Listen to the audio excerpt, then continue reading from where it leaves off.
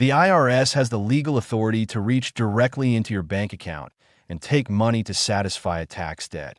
And in 2026, that authority is being exercised more frequently than at almost any point in the past decade. This is not a scare tactic.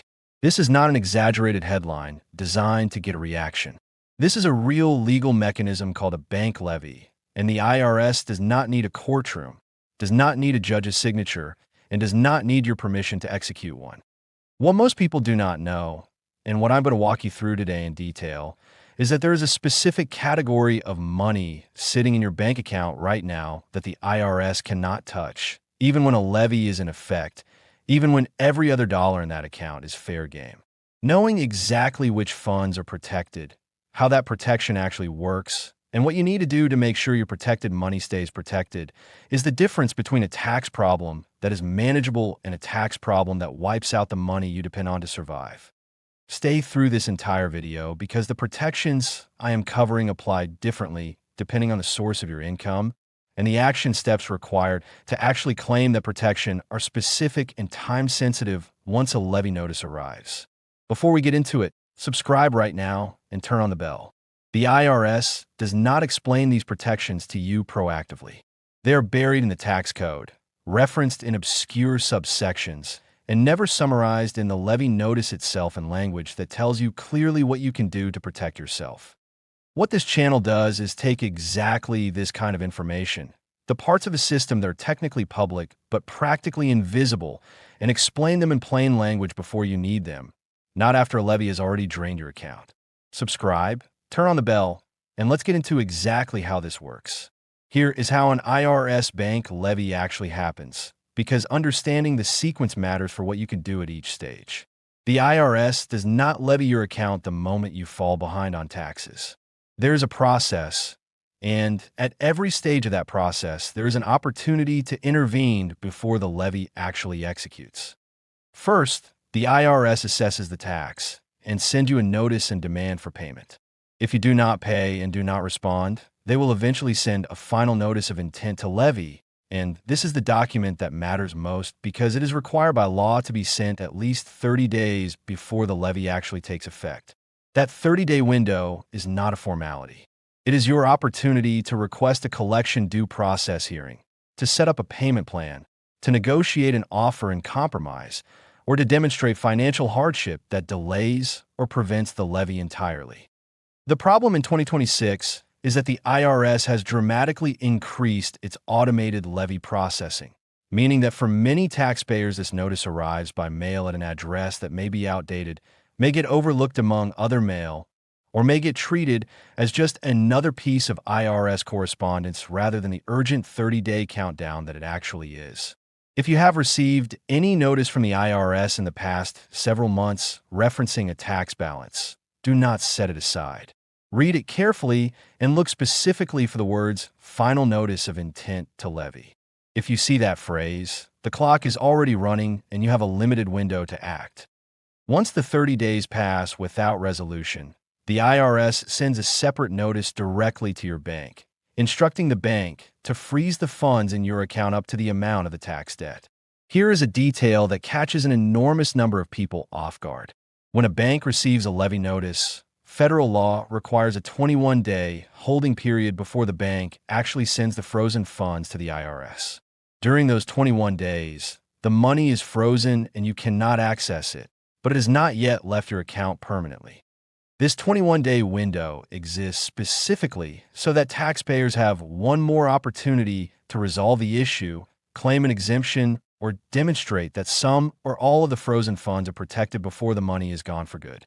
Most people do not know this window exists, and as a result they assume that once their account is frozen, the situation is final and there is nothing left to do. That is incorrect. The 21 days are critical, and they are exactly when the protections I am about to explain need to be invoked. Now here is the money that the IRS cannot legally take, even during an active bank levy, even within that 21-day window, provided you take the right steps to identify and protect it. The first and most significant category is federal benefit payments that fall under what is called the Treasury exemption rule. Social Security retirement benefits, Social Security disability insurance, supplemental security income, Veterans Affairs benefits, federal civil service retirement benefits, and federal railroad retirement benefits are protected from involuntary levy by other creditors under most circumstances, but the IRS occupies a different legal position than ordinary creditors. The IRS can levy a portion of Social Security benefits, but only up to 15% under what is called the Federal Payment Levy Program, and even that 15% levy comes with specific notice requirements and exemption amounts that many taxpayers do not realize they can claim.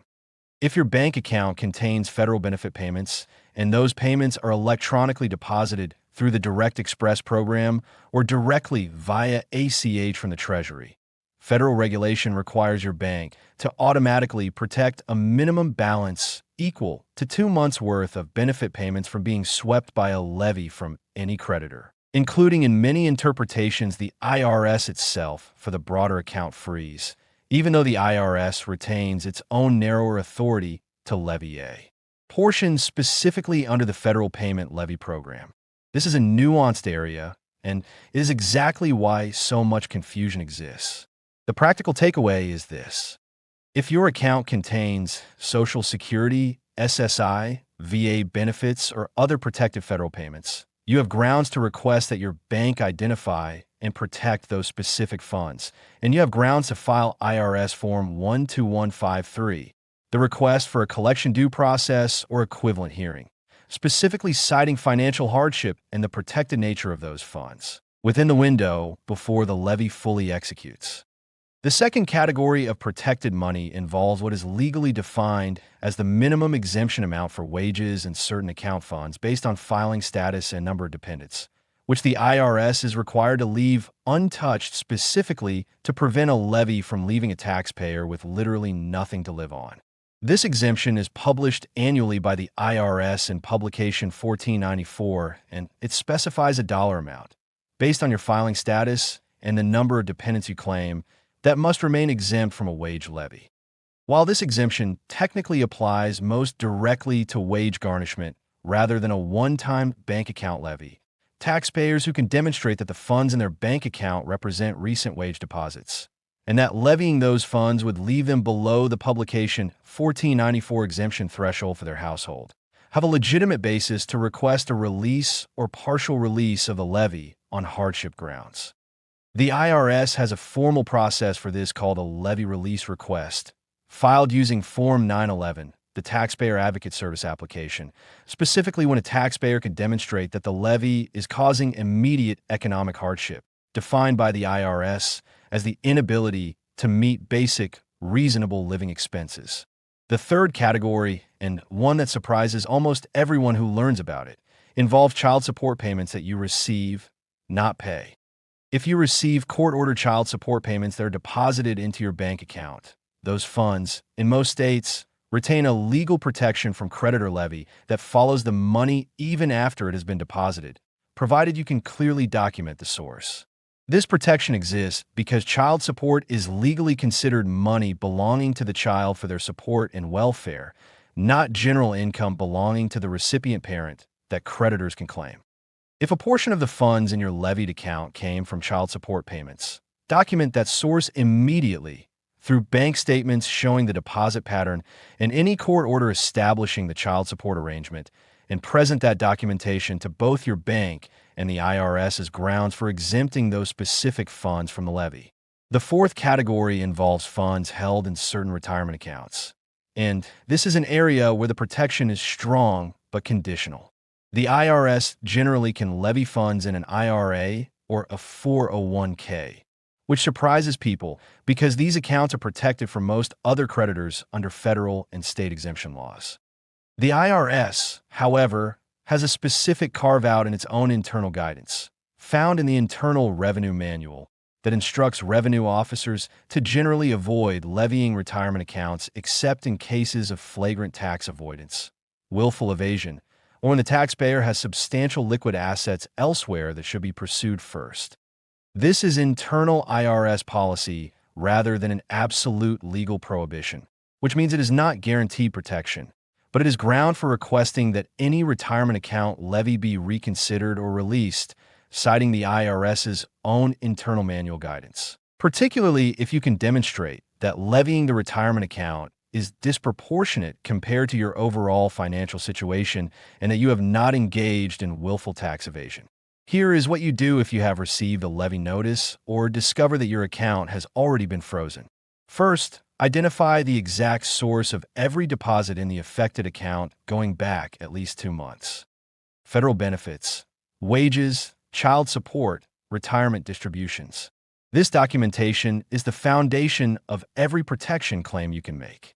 Second, if you have not yet passed the 30-day window from the final notice of intent to levy, file Form 12153 immediately to request a collection due process hearing, which can pause the levy entirely while your case is reviewed.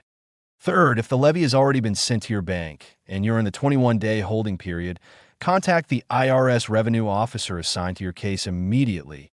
Or if you do not have a direct contact, call the general IRS levy line and explain specifically which funds in the account are protected federal benefits, child support, or other exempt categories, and request an immediate partial release for those funds. Fourth, regardless of which stage you are at, file Form 911 with the Taxpayer Advocate Service if the levy is causing immediate hardship, because the Taxpayer Advocate Service has the authority to expedite a review and, in genuine hardship cases, can often secure a release faster than working through standard IRS channels. The IRS does have the authority to levy your bank account, and in 2026 that authority is being used more aggressively than in recent years. But that authority is not unlimited, and the protections that exist are real, specific, and enforceable, provided you know they exist and act within the windows the law provides. The 30 days before a levy executes. The 21 days after your bank receives the notice. The documentation that proves which dollars in your account are protected. Knowing these details before you need them is the difference between losing money you cannot afford to lose and protecting money that was never supposed to be taken from you in the first place. Subscribe, share this with anyone you know who is dealing with an IRS balance, and I will see you in the next one.